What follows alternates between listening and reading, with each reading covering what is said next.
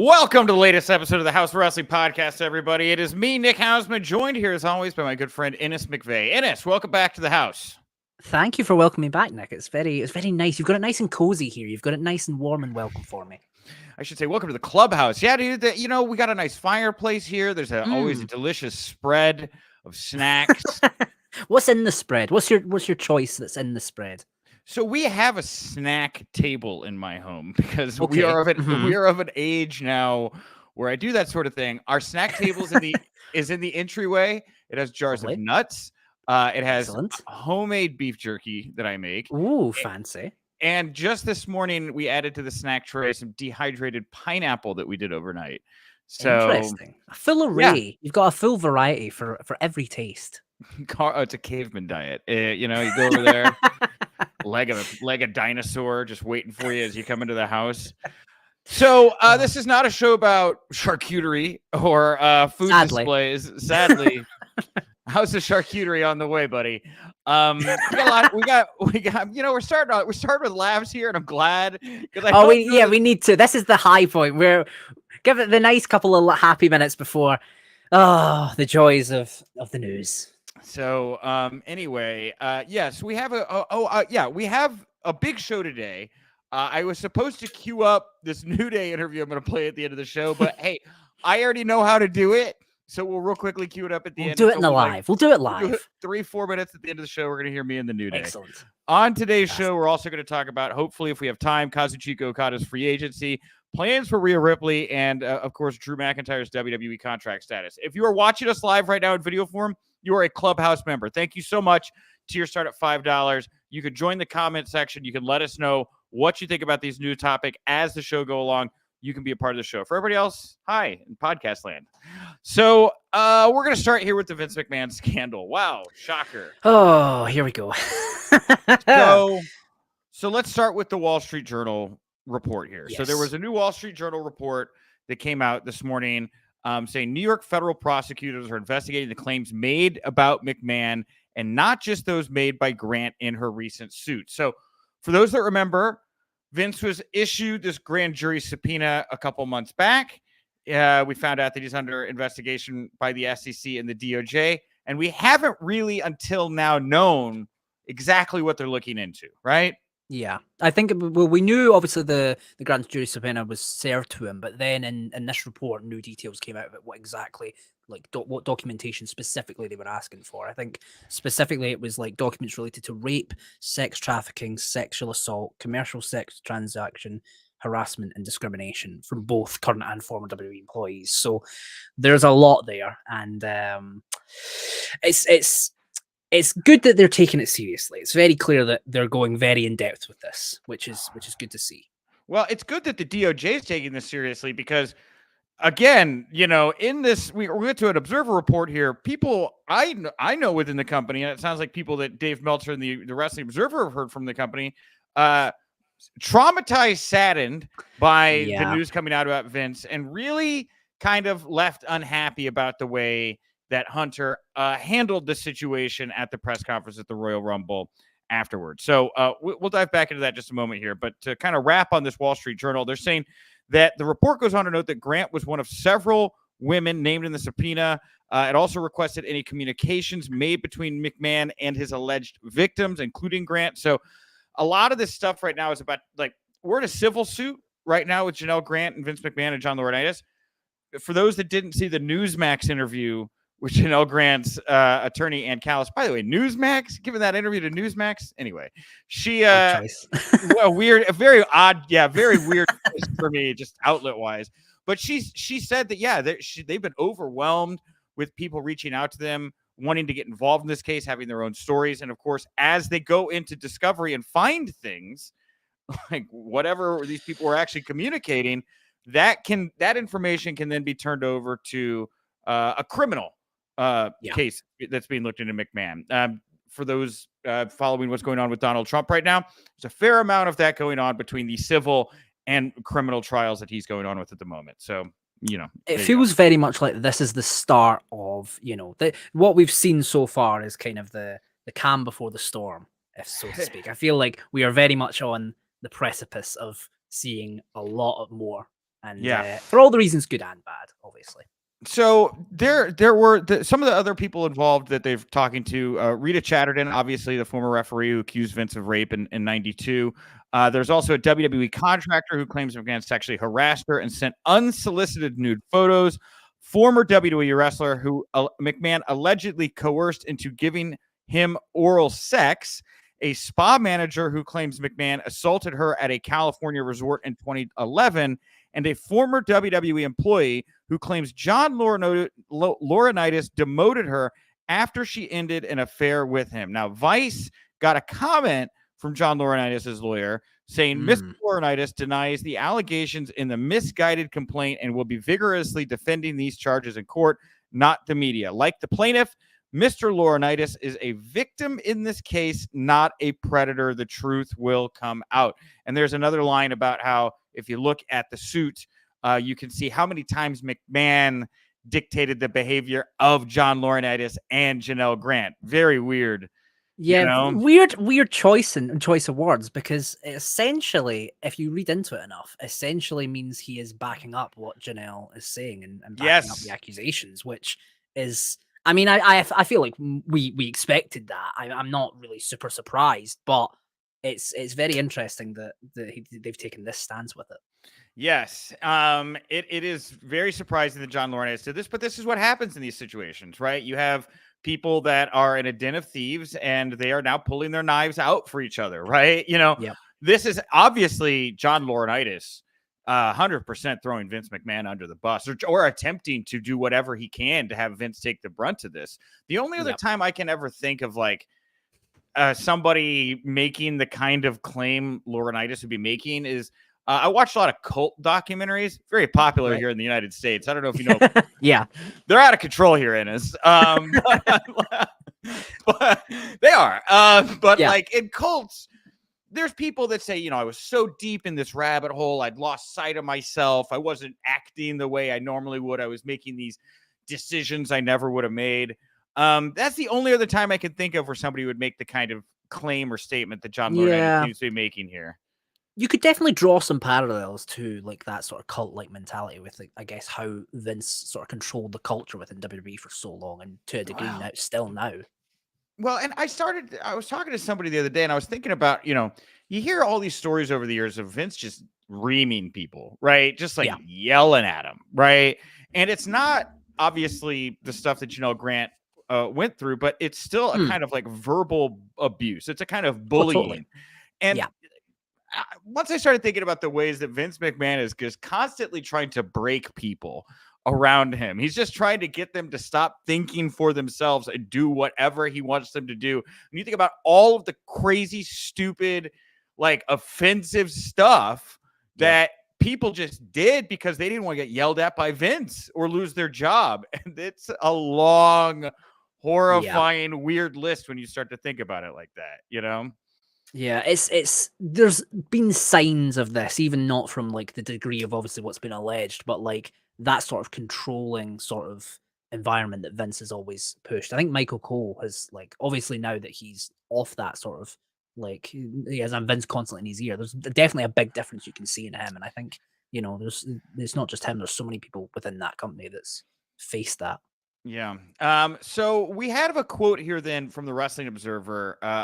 It is from one of the biggest company stars of the modern era. Now, to be fair, we don't know if this person's still with the company, not with the company, but still a huge, notable name. A notable name, for sure. Could be a woman, for all we know. It could be. One of the later quotes I do suspect is a woman, not for just the way it's worded, but it's all the quotes in here are very interesting. All right. Well, this one long quote says he's the effing cerebral assassin, best politicking dude in history. Literally wormed his way from a green entry-level wrestler into a parentheses still average wrestler, absolute top of the office executive. You think he doesn't pay attention to what's going on around him? Think he did that without knowing every little thing everywhere in that company, yet somehow this slipped past his radar? The thing about this place is if TKO starts cleaning house, they're going to show up with a bucket and some Lysol, then realize that shit's in the wall, in the floorboard. They're going to have to bring out the sledgehammer, parentheses, because that shit is going to turn into a demolition job, down to the foundation, Sledgehammer pun not intended. Man, we also had this comment here. Vince made so many of us feel small and awful. We all had to obey his abuse in order to keep our jobs, which kind of goes back to what I was talking about earlier about it's the way he treated people in general, Yeah, totally. I mean, like, I think it does deserve to be called out because the way that was addressed at that press conference was baffling to me. I mentioned it on Wednesday, but I'm still baffled at how there didn't seem to be a prepared statement or anything like that. He was kind of just winging it, and it very much came across as if he was just deflecting with vague comments, which is obviously not the right way to go about this. Yeah, and it was also said in the Observer report here that management has not spoken to talent about the situation and has largely relayed positive messages about the Royal Rumble and Netflix. And I spoke a little bit about this on the Wednesday episode. It was like right after it all was happening because it's such a crazy time, right? And there's no excuse here. Everybody should know what's going on and all that. But like, at least you've probably read the Wall Street Journal report. Maybe not all 67 pages, but you're aware of what's going on. And, I can see how so many in the company, especially for those that have been there for a while, are just like, this is awful. Vince is a monster. I have seen shades of this and nothing usually changes, right? And there is skepticism. The difference here is it's just so detailed. And as I've heard from more people in and around this that are actually reading the full extent of the suit, grasping the gravity of what is truly being alleged here, right? A lot of attitudes are changing. I am not surprised to see the comments that we got from the Observer this morning. Yeah. Do you think there's going to be anything like that comes from that? I don't imagine like people will speak out because I think there's still a lot of that pressure there. But maybe not now. Maybe now. Yeah. Maybe now. I mean, if somebody's really pissed off and worried and is like, time to blow that whistle, there are ways to do that. But over time, this is. I mean, you've seen how long it takes for these allegations to come out. I mean, the spa manager, I believe, happened in 2011, the incident with Vince, Rita Chatterton, all the way back in 1980s. This stuff has been happening for decades. So there's stuff there for sure. Yes, and that is the thing, is there will, as Janelle Grant's lawyer alluded to, they've been blown up. Their inboxes are overflowing. More people want to talk. More people want to come forward. And once you get this kind of wave where, people don't feel like they're just an individual that is going up against this system, once they feel like they're kind of joining an army that's going up against this machine, people can feel a lot more comfortable. I mean, look, John Laurinaitis turned on Vince McMahon. Yep. In essence, yep. That man saw the army. That man was like, hey, I'm better off fighting for the union. It's a bit of American political commentary there. I don't know if you're familiar. We had a not so civil war a couple of years ago. I'm at least vaguely familiar. Okay, got it. Anyway, Brock Lesnar was also not directly named, but named by the Wall Street Journal. It's very heavily implied that he's in the suit. He was removed from the Rumble. PW Insider confirming he was removed from the WWE 2K Supercard game sometime in the last 24 hours, it would seem. And Fightful reiterating, which would seem obvious, but should still be said out loud, has been removed from all creative plans. So Brock Lesnar, the Beast, is kind of a follow-up from what we said on Wednesday, continuing to create distance. Yeah, it's. I don't expect him to be involved in, especially with like the removal from like Supercard and whatnot. Like, I don't expect to see him in the upcoming 2K24 game. I would be very surprised to see him in the next couple of months, maybe even next few years, maybe ever. Until the full like scale of what's come out and what's been alleged is really brought to light, I don't expect to see him back. Yeah, I also do not. And it's interesting with TKO also owning the UFC. Do we see the UFC start to distance itself from Brock Lesnar? Because we haven't really heard much about or seen anything like that too. But yeah, I mean, they mentioned him from time to time. There's occasional things, but I think the only time they've mentioned him recently, I think Cody offhandedly mentioned him at the press conference. But apart from that, there's been nothing official. So you got to think Dana's going to get asked about it at some point. He has to. You'd imagine so. It crosses over. Now that there's like so much crossover between TKO and WWE through that, they have to be asked. I wonder what Dana says about it. Because the only like relevant thing I can think of is when he was asked about Ronda leaving WWE ages ago, and he gave a very blunt response in a very Dana fashion. But yeah, because he doesn't seem very high on Brock and Ronda these days. No. He's like, nah, they're not going to be at UFC 300. Shut up, we're all moving on. They're not a part of the model, right? You know, yeah, that's very much his I am. attitude. I wonder if maybe like he'll get on the off chance like TKO will maybe say something to him to like give him a direction, but I don't think so. I would imagine he's the kind of person who you could probably just say, look, he's not involved, and he hasn't been involved in I know, but Dana's just 10 years.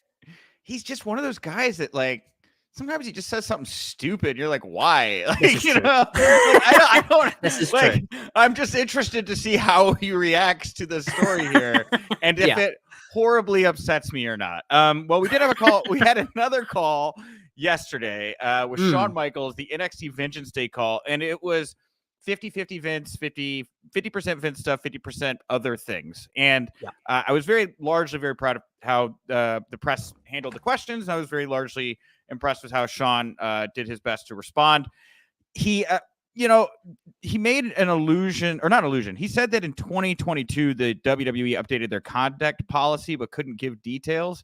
I've since reached out to WWE asking to get them to clarify, what these are, since Shawn put it out there. I've also asked what changes have been made in the wake of the Vince allegations, and have not heard back. So I'm still waiting on that. It is Friday.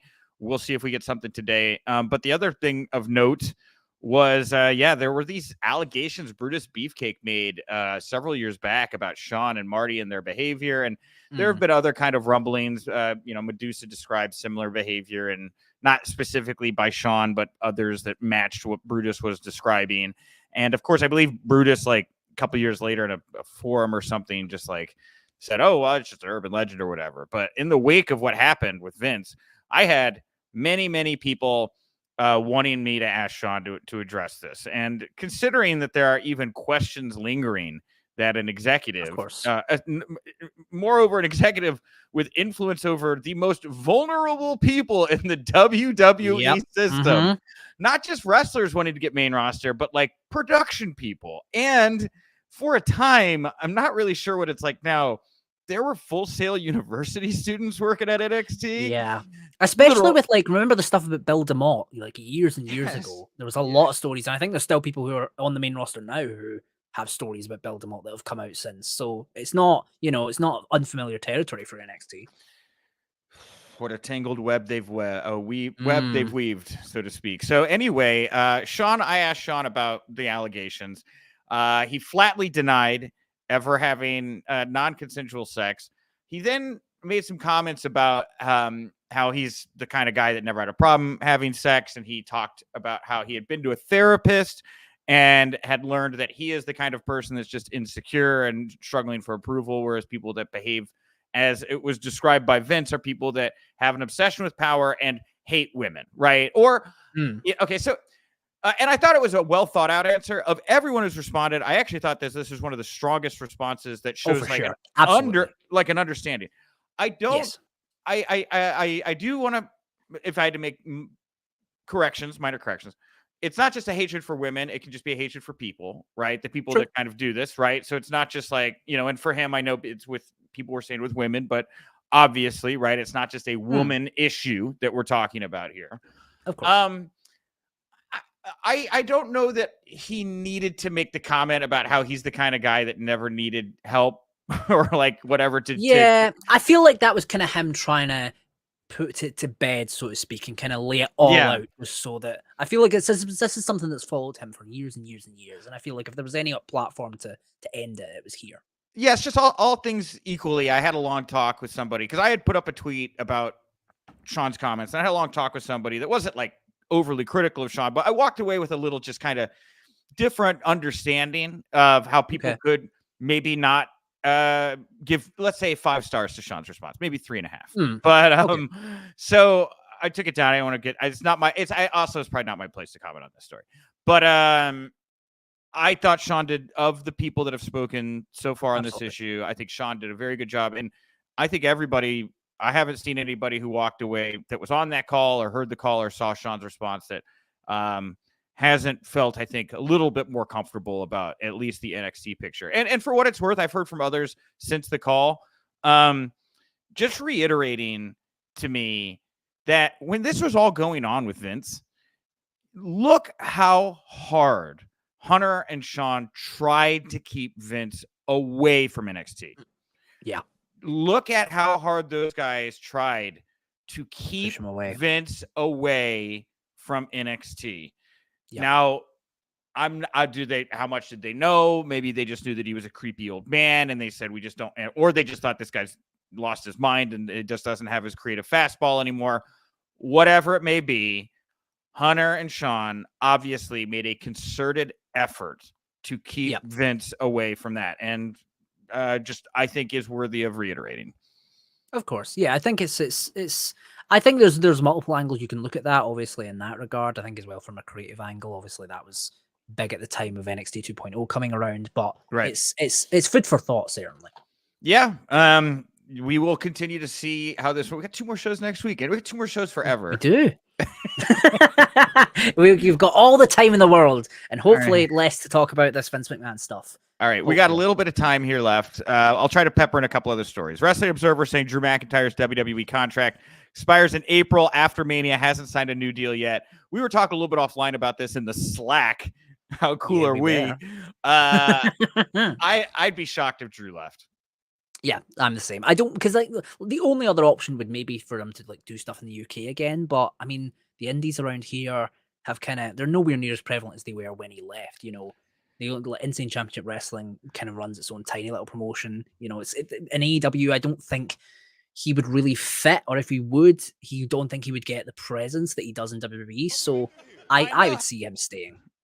Sorry about that. I was trying to queue up the New Day interview for later, and it played for a brief moment there.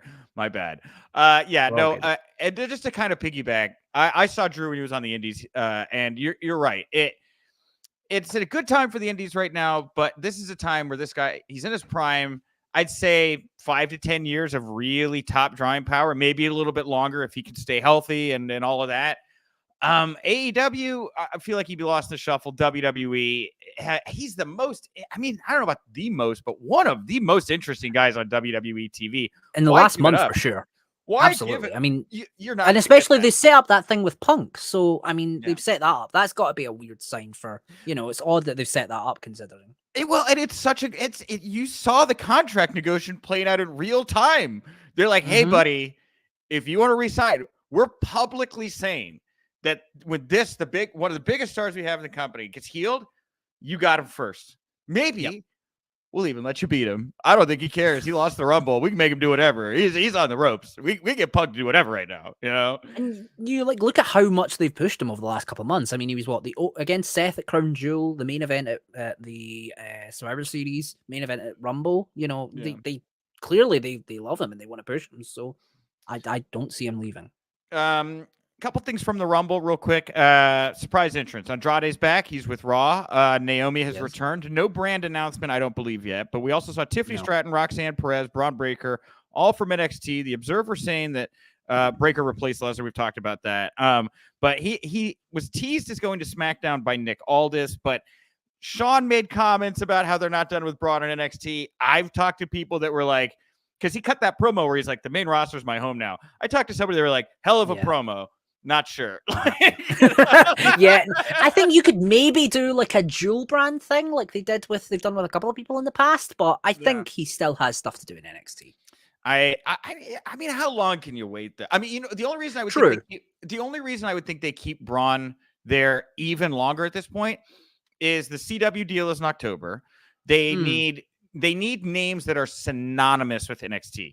This is an NXT guy that you're going to have marketing materials going in probably 3 months before the October debut. So we're already kind of in a timeline here where there's less than 6 months that we got to kind of figure out who we're going to launch on CW with the NXT brand. So maybe something there, but just worth throwing. I mean, out. Do you feel there's someone to do you feel like there's someone who can like replace him when that CW comes up? Because I mean, there's Braun and there's Carmelo Hayes, but it feels like all those guys, even Ilya, it feels like all those guys must be main roster bound soon enough. Yeah, even Von Wagner. It's like, what are you doing? Like him and Mr. Stone, like Time to shit or get off the pot, in my opinion, at that one. Yeah, You know, it just feels like all the cornerstones are just kind of like going away, and they don't really. They've done a better job certainly than they have in the last couple of years, but it feels like they don't really have a someone to like be the flag bearer, if you know. Well, and this is an interesting time too, because we usually get the NXT call ups after Mania, and with the Rumble now, we kind of get them before. It's almost like if you've gotten over in NXT, there's a chance you're going to be in the Rumble, and there's a chance if you really like break out, maybe you're on Mania, right? Like Tiffany Stratton. You never know. At this for point, sure. And especially with Punk out, Rollins questionable, Brock out, Charlotte went out last second. Let's not forget about her. There are openings right now. So, and again, maybe they're like, we can't open the floodgates. They're like, just let us keep Braun. We need him. Just stay for now. Please. All right. Kevin Owens worked the Rumble with a broken foot. As I said, Jordan Grace, according to the Observer about that, by the way. And Jordan Grace showed up, Knockouts title. Man, I mean, look, she belongs. Undeniable. She looks like a superstar. She looked great. I followed Jordan probably about 6 or 7 years now when she was doing UK Indies, and it's mad to see how much she's grown and how great she's become. And on the note of NXT stars, I will throw in, I'll jump ahead here just a little bit. I had the report that we ran earlier this week that is still getting aggravated. Props to our friends at the Observer, accurately aggregating us. Trick Williams getting really high praise backstage. I heard from the SmackDown creative team. I talked to a top star in the company who really just put over like Trick as a person and how he's developing. Only sees good things for him. One of the SmackDown team creative team members, I'm told, refer to him as a future main eventer. And this is all, of course, because of the huge reaction Trick Williams got on SmackDown when he came out to save Carmelo Hayes.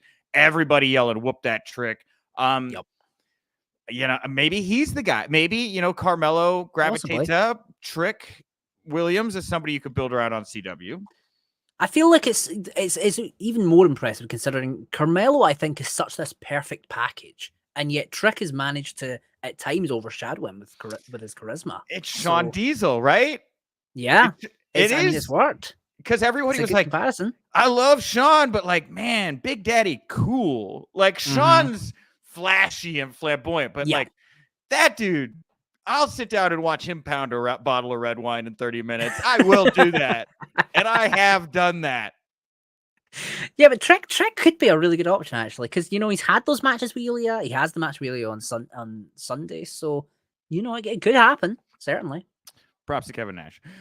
Wrestling Observer saying Rhea Ripley is expected to face Nia Jax at the Chamber. This is a follow-up from what happened on Raw and just means that the match probably won't happen at Mania. So I would look that Rhea Ripley, Becky on the other side of this match with Nia is likely where we're headed here. Yeah, you need to give Rhea like a big match on that Australian stage. And, like that, Nia certainly works, especially with something they built up over the last couple of months. 100%. Monday Night Raw, we found out McAfee's joined the Raw commentary team. We also got a backstage video of CM Punk and Cody Rhodes where Punk is teary. He is crying. He is. And he like hugs Cody and like, it's the former AEW guys. We've both been through it. Now we're here. And then Punk crying, like looks at Cody and is like, finish your story, bro. And then he kind of like laughs and then he kind of cries and then he walks away. It's such a strange but endearing video. It's really odd, but I kind of loved it. It's so strange. I thought it was one of the best. I watched it like a dozen times and I was like, what a weird moment. Because it's like he said something he thought was so corny and cliche, but he also like was sad about it. It kind of pulled it off somehow. It kind of worked.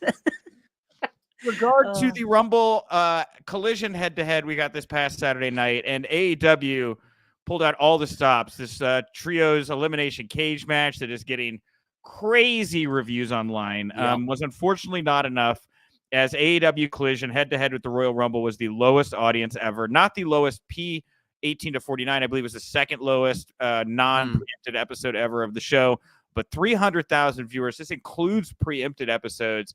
It is what do you think AEW, because we've done nothing, granted, AEW is not embroiled in the Vince stuff right now, and that is a win for them. No, they're not.